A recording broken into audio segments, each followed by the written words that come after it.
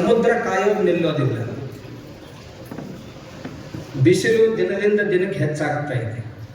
ಅವಶ್ಯಕತೆಗಿಂತಲೂ ಅಧಿಕ ಸಮುದ್ರದ ನೀರು ಕಾಯ್ದು ಆವಿಯಾಗಿ ಮೇಲ್ಗಡೆ ಹೋಗ್ತಾ ಇದೆ. ಆಮೇಲೆ ಮೋಡಗಳಾಗಿ ಮೇಲೆ ಹೋಗ್ತಾ ಇರ್ತಾವೆ, ಕೆಳಗೆ ಇಳಿಯೋದಕ್ಕೆ ತಯಾರಿಲ್ಲ. ಯಾಕೆ ಇಳಿಯೋದಿಲ್ಲ? ಹೋಗಿ ಒಂದು ಕಡೆ ಇಳಿಯೋದಂದ್ರೆ ಬ್ಯಾಲೆನ್ಸ್ ಇಲ್ಲ. ಬಿತ್ತು ಅಂದರೆ ಒಂದೇ ಕಡೆ ಎಷ್ಟು ಬೀಳುತ್ತಲ್ಲ, ಒಂದೇ ಕಡೆ 20 ಇಂಚು 30 ಇಂಚು ಮಳೆ ಒಂದೇ ದಿವಸ ಬಿದ್ದು ಬಿಡುತ್ತೆ. ಬಿತ್ತು ಅಂದರೆ ಎಲ್ಲವೂ ಹರ್ಕೊಂಡು ಹೋಗಿಬಿಡುತ್ತೆ. ಅದ್ರ ಜೊತೆ ಈ ಸಂತುಲನ ಯಾಕೆ ಕೆಟ್ಟಿದೆ? ಇಲ್ಲದೆ ಇದ್ರೆ ಎಷ್ಟೋ ವರ್ಷಗಳವರೆಗೆ ಆ ಪ್ರದೇಶದಲ್ಲಿ ಮಳೆನೇ ಬೀಳೋದಿಲ್ಲ. ಈ ಅನಿಶ್ಚಿತತೆ ಯಾಕೆ ಬಂತು? ಅದಕ್ಕೆ ಎರಡು ಕಾರಣ. ಒಂದು, ಗಿಡಗಳು ಎಲ್ಲಿ ಇರಬೇಕಾಗಿತ್ತು ಅಲ್ಲಿ ಇಲ್ಲ.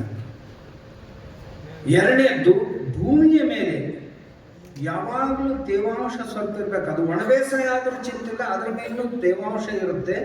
ಆ ಭೂಮಿಯ ಮೇಲೆ ಒಂದು ಫಂಗಸ್ ಬರುತ್ತೆ. ತಮ್ಗೆ ಗೊತ್ತಿರೋ ಬೆಳೆ ತಕ್ಕೊಂಡ ನಂತರನೂ ಆ ಫಂಗಸ್ ಭೂಮಿಯ ಮೇಲೆ ಇರುತ್ತೆ. ನಾವು ಇತ್ತೀಚಿನ ನಮ್ಮ ಈ ಸಾಗುವಳಿಯ ಪರಿಣಾಮವಾಗಿ ಆ ಫಂಗಸ್ಸನ್ನು ಹಾಳು ಮಾಡ್ತಾ ಇದ್ದೀವಿ. ನಾವೇನು ಮಾಡ್ತಿದ್ದೀವಿ? ಮೊದಲು ಸಿಕ್ಕಾಪಟ್ಟೆ ಉಳುಮೆ ಮಾಡ್ತಾ ಇರಲಿಲ್ಲ.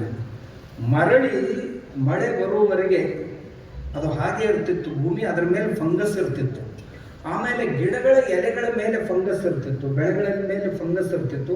ಆ ಫಂಗಸ್ಸು ಬಿಸಿಲಿನಲ್ಲಿ ಕಾಯ್ದು ಅದರಲ್ಲಿರುವಂತಹ ಶಿಲೀಂಧ್ರಗಳು ಮೇಲೆ ಹೋಗ್ತಾ ಇದ್ದು, ಹೋಗಿ ಆಕಾಶದ ಮೋಡಗಳನ್ನು ಒಡೆಯುವಂತಹ ಕೆಲಸ ಮಾಡ್ತಾ ಇದ್ದು ಅವು.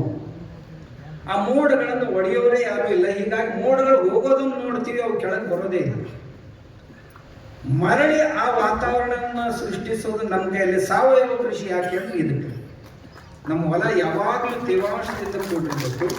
ಹೆಚ್ಚು ಗಿಡಗಳು, 1 ಎಕರೆಗೆ ಕನಿಷ್ಠ 25. ನಿಮ್ಮಲ್ಲಿ ಏನಾದರೂ ಸಮಸ್ಯೆ ಇಲ್ಲ, ನಿಮ್ಮಲ್ಲಿ ಗಿಡ ಆದರೂ ಗಿಡಗಳು ಕಡಿತಾ ಇದ್ದೀವಿ. ಕಡಿಮೆ ನಾವೇನಂತೀವಿ? ಅಡಿಕೆ ಗಿಡಗಳ ಒಂದೇ ಜಾತಿಯ ಗಿಡಗಳು ಯಾವಾಗಲೂ ಅಪಾಯಕಾರಕ. ಇದಂಥವು ಒಂದೇ ಜಾತಿಯ ಪಕ್ಷಿಗಳು ಹೆಚ್ಚಾದವು ಅಂದ್ರೆ ಅಪಾಯಕ. ಒಂದೇ ಜಾತಿಯ ಜನ ಒಂದು ಕಡೆ ಹೆಚ್ಚಾದ್ರು ಅಂದ್ರೂ ಅಪಾಯಕ. ಎಲ್ಲ ಜಾತಿಯವರು ಇದ್ರೆ ಸಂತೋಲನ ಇರುತ್ತೆ. ಹಾಗೆ ಕಾಗೆಗಳ ಸಂಖ್ಯೆ ಅತಿ ಹೆಚ್ಚಾಯ್ತು ಅಂದ್ರೆ ಉಳಿದೆಲ್ಲ ಕಡಿಮೆ ಆದವು ಅಂದ್ರೆ ಮುಂದೆ ಕಾಗೆಗಳು ಏನಾದರೂ ಅನರ್ಥ ಮಾಡ್ತವೆ ಅಂತ. ಯಾವಾಗಲೂ ಒಂದೇ ಜಾತಿಯು ಹೆಚ್ಚಾಗಬಾರ್ದು, ಎಲ್ಲ ಜಾತಿಯ ಗಿಡಗಳು ಇರಬೇಕು ಅದ್ರ ಜೊತೆಗೆ. ಹಾಗಿದ್ರೇ ಇದೆಲ್ಲ ಸಾಧಿಸೋದು. ಆದ್ದರಿಂದ ನಾವು ಸಂತುಲಿತ ಮಳೆ ನಮಗೆ ಬರಬೇಕಾಗಿದ್ದರೆ ಈ ಸಾವಯವ ಕೃಷಿ ಮತ್ತು ಗಿಡಗಳು, ಸಾಕಷ್ಟು ಗಿಡಗಳು, ಇವೆರಡನ್ನ ಕಾಪಾಡಲೇಬೇಕು. ಇದು ಕಾಪಾಡದೇ ಇದ್ರೆ ಮಳೆ ಆಗೋದು ಯಾರ ಕೈಯಲ್ಲೂ ಇಲ್ಲ.